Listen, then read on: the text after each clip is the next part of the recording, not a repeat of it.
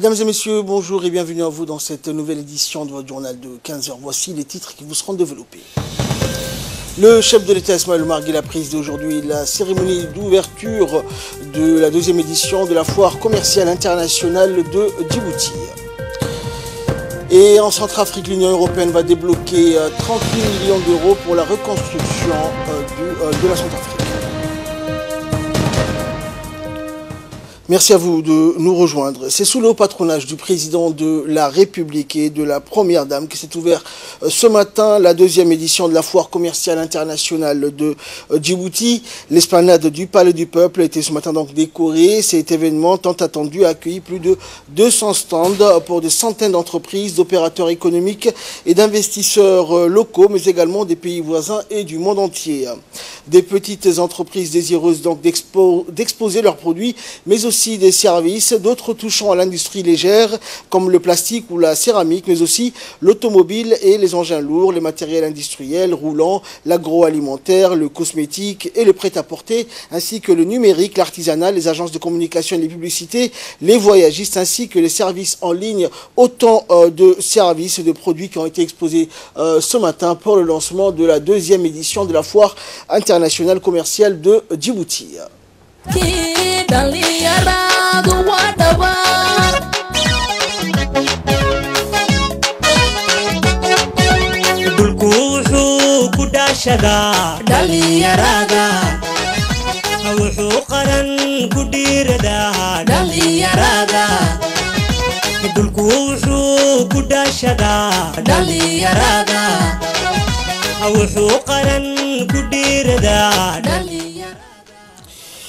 Cet événement donc qui va durer du 3 au 10 décembre est une belle vitrine promotionnelle pour les produits et services fournis par les opérateurs économiques du pays et leurs homologues régionaux et internationaux, ainsi que leurs besoins en termes de produits, services et matières premières ainsi qu'expertise.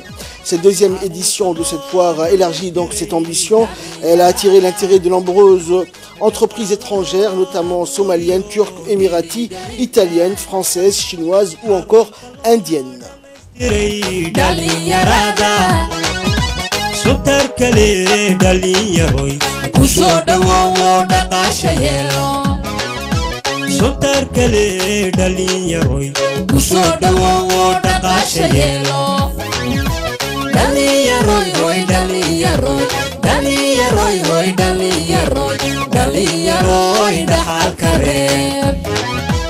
aqoonta dheer soo dhaqaala keen muruqa dhuuxoo dhidid kamaal qabyaala dhaafoo qaranka dhis dhalinyaroy hoy dhalinyaroy dhalinyaroy hoy dhalinyaroy dhalinyaroy dhaxalka reeb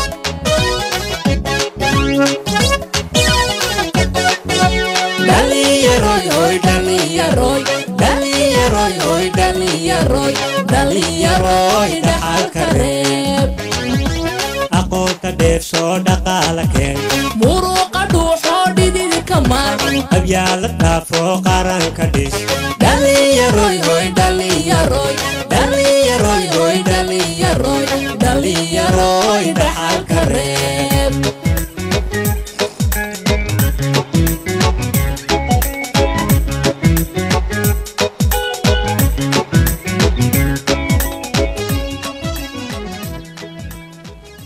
Et à son arrivée, le président de la République, accompagné de la première dame, Mme Khadra Mohamed Haïd, ont été accueillis donc par le Premier ministre Abdelkader Kamel, le ministre du Commerce Hassan Hamad Ibrahim et par le président de la Chambre de commerce de Djibouti, Youssouf Moussa Dawalé.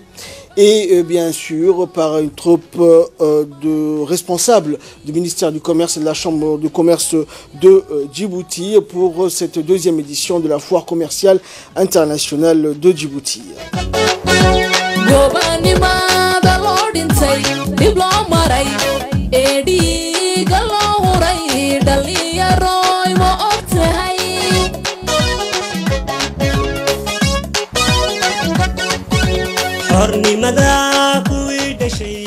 Et d'emblée, le président de la République a procédé donc à la visite des différents stands et a pu apprécier l'étalage donc de tous ces produits, services et autres pour cette deuxième édition de la foire commerciale internationale de Djibouti.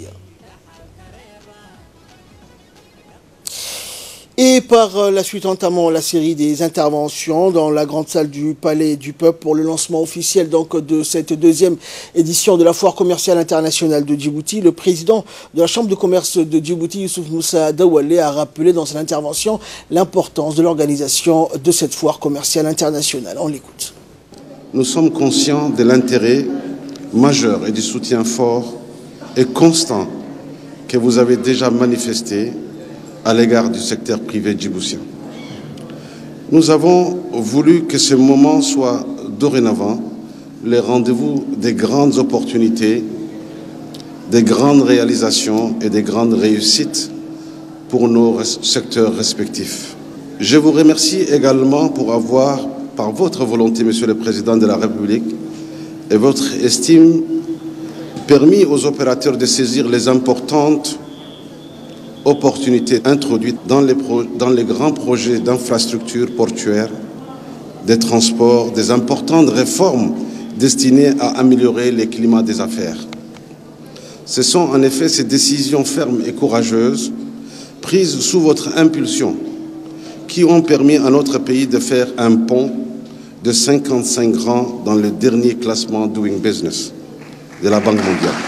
Ainsi, la République de Djibouti est passée de 154e à la 99e place dans les classements de cette année et figure parmi les 10 économies qui se sont les plus améliorées. Qu'il me soit permis de faire un arrêt sur les engagements que le gouvernement a pris en promulguant un cadre juridique favorable pour la protection et la promotion des investissements.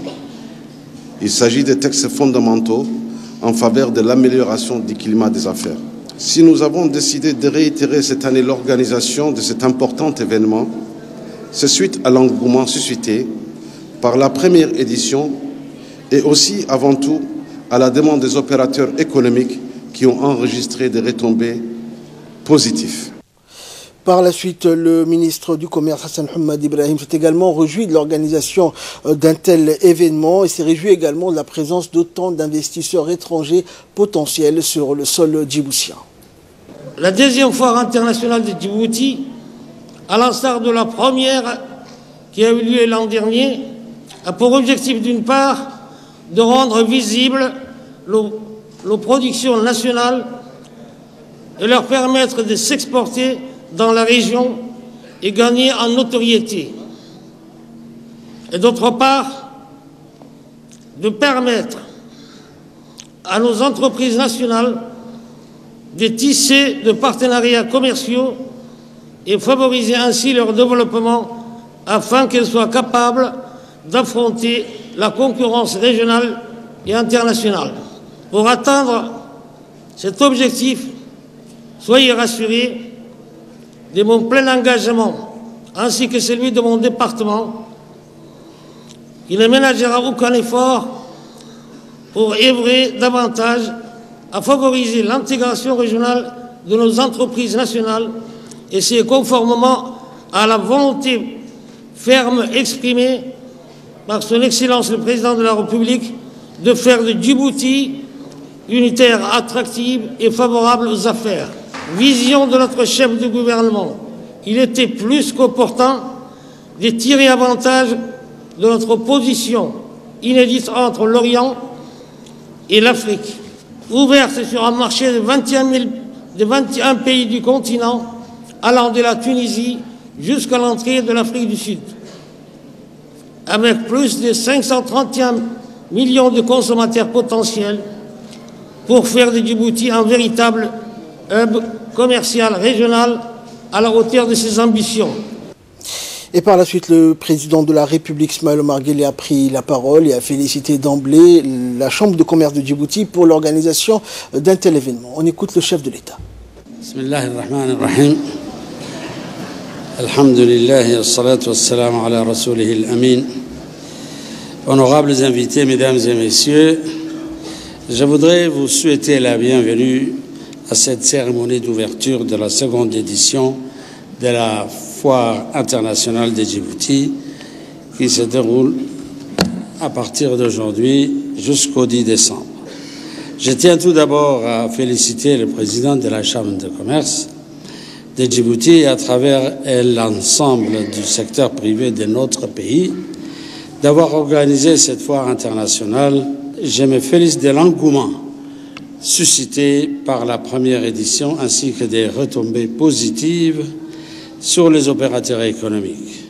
C'est donc avec un grand honneur et fierté que je prends part à cette cérémonie d'ouverture. Comme je l'ai toujours affirmé, le secteur privé demeure la locomotive de notre économie nationale et les actions du gouvernement visent à créer un environnement favorable et un climat des affaires propice pour l'épanouissement du secteur privé. Ces efforts ont en effet permis à notre pays de se hisser parmi les 10 pays les plus réformateurs du monde.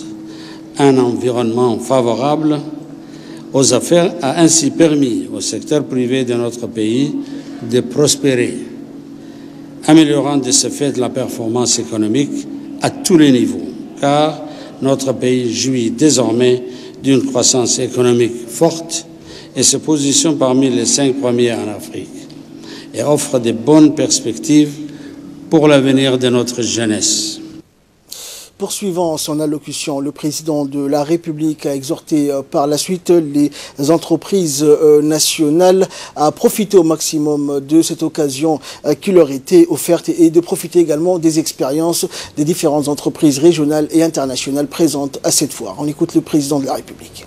Cette foire internationale offre l'occasion à notre pays de mettre en valeur ses atouts économiques, notamment son positionnement géostratégique sur les voies maritimes internationales qui fait de Djibouti une plateforme logistique régionale et continentale incontournable, offrant des opportunités illimitées à l'épanouissement de notre secteur privé national pour créer des emplois durables et de qualité pour les jeunes Djiboutiens. Monsieur le Président de la Chambre de commerce, Mesdames et Messieurs, les membres de la communauté des affaires, vous avez, à juste titre, organisé cet événement pour qu'il soit dorénavant le rendez-vous des grandes opportunités, des grandes réalisations et des grandes réussites pour l'ensemble des secteurs de l'économie nationale. Avec les importantes opportunités créées par le gouvernement, notamment les grands projets d'infrastructures portuaires et de transport, et les importantes réformes destinées à améliorer l'environnement des affaires, je suis persuadé que la foire internationale de 2018 et celle des années à venir permettra aux opérateurs privés djiboutiens de conclure davantage d'affaires avec nos partenaires économiques et commerciaux dont les représentants sont présents ici aujourd'hui. Mesdames et Messieurs, je voudrais vous assurer de l'engagement et de la volonté inébranlable de mon gouvernement à soutenir et accompagner le secteur privé djiboutien dans ses activités qui sont essentielles pour créer des emplois pour nos jeunes, moderniser notre économie nationale et promouvoir son essor économique. Permettez-moi de rappeler les engagements que le gouvernement a pris en promulguant un cadre juridique favorable pour la protection et la promotion des investissements. Ceci témoigne de notre détermination à mettre en place les textes fondamentaux nécessaires à l'amélioration du climat des affaires pour le développement du secteur privé de notre pays. Le gouvernement poursuivra et renforcera ses efforts. Sur ce, je déclare ouvert la seconde édition de la foire internationale de Djibouti de 2018. Je vous remercie. Et concernant la cérémonie de ce matin d'ouverture donc de la seconde édition de la foire commerciale internationale de Djibouti, à l'issue de la cérémonie qui a été présidée par le président de la République et la première dame, notre équipe sur place a recueilli également les réactions des participants. Bonjour, je suis Fatouma Diouf. Aujourd'hui, on est là en tant que délégation FCE, femmes chefs d'entreprise de la Seine-et-Marne. Nous sommes 10 sociétés chefs d'entreprise français qui sont venus exposer, prendre part de cette fabuleuse histoire de la foire de Djibouti. Et on est très très content d'être là. Alors si vous voulez, je vais vous détailler les femmes chefs d'entreprise. C'est une association nationale, française, et plutôt maintenant mondiale, qui représente plus de 4000 femmes chefs d'entreprise. On essaye de monter des projets d'entrepreneuriat pour pouvoir émettre les femmes qui souhaiteraient se développer dans le monde. Donc c'est un maillage. C'est une association, hein, ce n'est pas une entreprise. Mais nous, on est 10 entreprises françaises, de tout type. Moi, je suis transporteur en France. Ce monsieur-là, il est informaticien. On peut peut-être se présenter chacun. Vous allez voir quelles sont les typologies d'entreprises qu'on présente. Moi, je suis dans la logistique, transport et le stockage. Je me présente, je suis Ilyas Douxier Blalé. Je représente la société Illico qui fabrique des chaussures et maroquinerie en tout genre. Nous produisons des chaussures ici à Djibouti et nous sommes contents de participer à la seconde foire internationale de Djibouti qui est au Palais du Peuple. Nous exhortons à tous les Djiboutiens et Djiboutiennes de venir voir notre stand et voir les palais, toutes les fabrications made in Djibouti. Également dans l'actualité, le président de la République a reçu ce lundi au palais présidentiel le président de l'Association pour le développement et l'économie de l'Afrique du Japon, Tetsuro Yano. L'ambassadeur de la République de Djibouti au Japon, Ahmed Araïta, et son homologue japonais à Djibouti ont participé à l'entretien. Au cours de cette rencontre, la première du genre, les deux parties ont discuté des relations bilatérales entre la République de Djibouti et le pays du soleil levant, pays ami, et la promotion de la coopération dans divers domaines, notamment dans le domaine économique et du développement. Et le président de l'Association pour le développement de l'économie de l'Afrique du Japon a informé le chef de l'État sur les tâches et les missions de l'association qui contribuent notamment à l'amélioration des conditions économiques et sociales sur le continent africain. Et dans une interview accordée à la télévision nationale, le chef de la délégation japonaise a exprimé ses remerciements et sa gratitude au président de la République pour l'accueil chaleureux, tout en louant les relations qui unissent Djibouti et le Japon. Et l'ambassadeur du Japon s'est également affirmé, l'importance de partenariats solides et la coopération fructueuse entre Djibouti et Tokyo dans divers domaines. On l'écoute. Le président qui a pris l'initiative de ce développement de la relation bilatérale entre le Japon et Djibouti. Donc je voudrais continuer nos efforts avec le président de développer notre relation bilatérale. En ce qui concerne la coopération bilatérale entre nos deux pays, et nous avons justement signé un accord en ce qui concerne l'aménagement de la route nationale numéro 1. Et à part ça, on a aussi un projet avec la JICA en ce qui concerne le développement de la géothermie, de l'électricité sur la géothermie. Et on a fait un forage très important et Monsieur le Président, il a exprimé ses espoirs, ses attentes en ce qui concerne ce projet-là. Je suis particulièrement heureux d'avoir cette occasion de recevoir une délégation importante à la 12e version de la foire internationale de Djibouti. Effectivement, ça coïncide avec la 40e année de relations diplomatiques. Donc, la population japonaise, les entreprises japonaises sont de plus en plus attentifs aux évolutions régionales. Et de son côté, l'ambassadeur de Djibouti au Japon, Ahmed Araïta, a rappelé l'importance de la visite du président de l'association et qui reflète donc, selon lui, la volonté de cette association de renforcer les relations entre le Japon et la République de Djibouti. On l'écoute. Je voudrais tout d'abord vous remercier de nous donner cette occasion et remercier M. Yano, qu'on appelle à Tokyo Mr. Africa.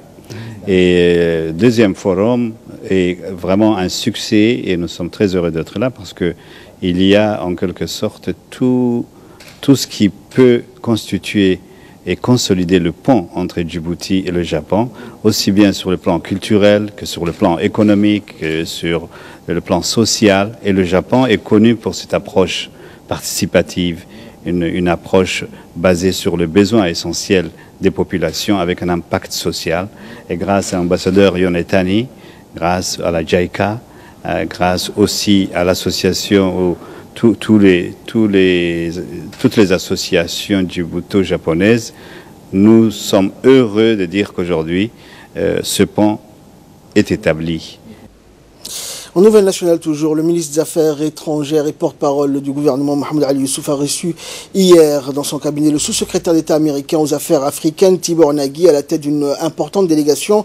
Le sous-secrétaire d'État américain était à la tête d'une délégation comprenant l'ambassadeur des États-Unis à Djibouti, Larry André, ainsi que de hauts responsables politiques, diplomatiques et militaires. Et l'entretien s'est déroulé dans une atmosphère amicale. Les deux responsables se sont félicités de l'excellence des relations qu'entretiennent les deux pays et se sont engagés par la suite à élargir le champ de la coopération entre les deux pays dans d'autres domaines, notamment commercial et des investissements. Une cérémonie de décernement du prix américain du courage pour la lutte contre l'antiterrorisme a été organisée ce matin dans la résidence de l'ambassadeur américain à Djibouti. Cette cérémonie est présidée par le sous-secrétaire d'État américain en charge des affaires africaines, Tibor Nagui. Le prix de courage femme est décerné cette année à l'officier de police antiterroriste, Madame Moumina Hussein Darar. Le sous-secrétaire d'État aux affaires africaines a rappelé les activités effectuées par la lauréate Moumina. Il a affirmé que son travail méritait donc de courage et son talent méritait également d'être salué car elle a lutté de son propre gré pour le bien-être de ses concitoyens. La cérémonie a vu également la participation du directeur général de la police nationale, le colonel Abdillahi Abdi Farah, et plusieurs invités de marque des États-Unis d'Amérique et de la police nationale djiboutienne. Inauguration d'une bibliothèque numérique également aujourd'hui. Le sous-secrétaire d'État américain en charge des affaires africaines, Tibor Nagui, a inauguré une nouvelle bibliothèque et une salle de formation au-dessus du bâtiment de la Chambre de commerce de Djibouti. Cette bibliothèque est équipée d'ordinateurs ultra sophistiqués avec des impressions en 3D de grande dimension. Ceci donc va servir à former les jeunes entrepreneurs qui veulent exposer leur savoir-faire en matière d'entrepreneuriat. Et dans le cadre de l'accompagnement, la Chambre de commerce dans sa mission ultime, donc de former les jeunes entrepreneurs afin de mieux s'intégrer et de participer activement à la réduction du taux de chômage et de la pauvreté. Et le président de la Chambre de commerce a souhaité donc la bienvenue au secrétaire d'État et s'est réjoui de l'excellence des relations qui unissent les deux pays. Et la réunion a vu également la participation de l'ambassadeur des États-Unis, Larry André, et de la vice-présidente de la Chambre de commerce de Djibouti, Magda Raymond Koubech.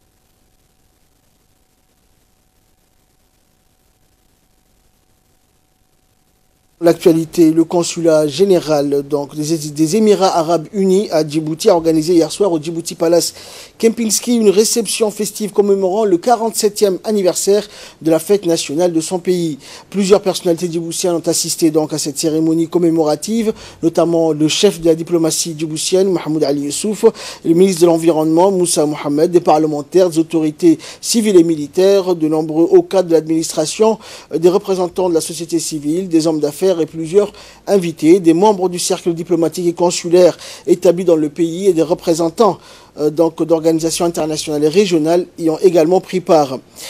Les convives ont été donc chaleureusement accueillis et salués par le consul général des Émirats Arabes Unis, Dr Abdallah Aboud Al-Naqabi, entouré de ses proches collaborateurs. Après l'interprétation successive des hymnes nationaux des deux pays, Djibouti et les Émirats Arabes Unis, les deux ministres et le consul général, Dr Abdallah Aboud, ont procédé au symbolique geste de coupure du gâteau d'anniversaire, donnant ainsi le coup d'envoi de la cérémonie festive. La fête nationale des Émirats Arabes Unis est marquée par des festivités et des animations culturelles, sportives et commerciales à Dubaï notamment.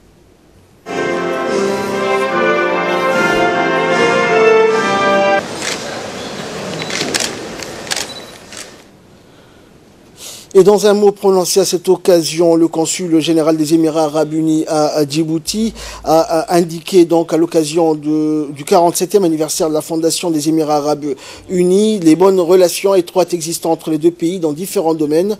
Nous célébrons, a-t-il dit, ce soir le 47e anniversaire de la fondation des Émirats Arabes Unis. Le pays avance à pas soutenu sur les traces du fondateur de l'État, Cheikh Zayed bin Sultan Al Nahyan, et sous la direction du Cheikh Khalifa bin Zayed Al Nahyan, président des Émirats Arabes Unis. À cette occasion, a-t-il indiqué, je voudrais rendre hommage au niveau donc des relations entre la République de Djibouti et les Émirats Arabes Unis, des relations bilatérales fondées sur les principes de la coopération et du respect mutuel. Le soutien constant de Djibouti aux positions des Émirats Arabes Unis, notamment à l'Alliance arabe pour la restauration de la légitimité au Yémen, en témoigne. Une cérémonie de lancement d'un séminaire sur l'économie numérique intitulé « Vers le management numérique, l'impact des changements technologiques » s'est déroulée à l'Institut des études diplomatiques du ministère des Affaires étrangères hier. Cette cérémonie a été coprésidée par le directeur de l'Institut, Moussa Ali Megag, et de l'ambassadeur de l'Union européenne à Djibouti, Adam Koulash. L'objectif de ce séminaire est de former une cinquantaine de participants composés des diplomates, des hauts cadres du secteur public, du privé, d'établissements publics sur l'importance de l'économie numérique au développement du pays, tenant compte donc de la nécessité de soutenir donc le développement de notre hub logistico-économique par la base d'une économie numérique solide susceptible de créer une économie à haute valeur ajoutée.